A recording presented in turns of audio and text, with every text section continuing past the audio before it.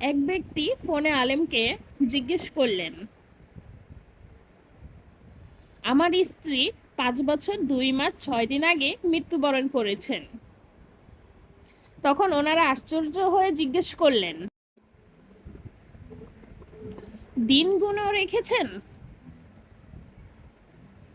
সেই ব্যক্তি বললেন, আমি ঘন্টাও বলতে পারবো।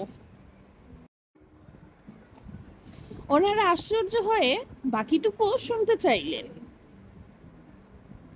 তখন ব্যক্তিটি বললেন, আমি কি আল্লাহর কাছে এই দোয়া করতে পারবো যে,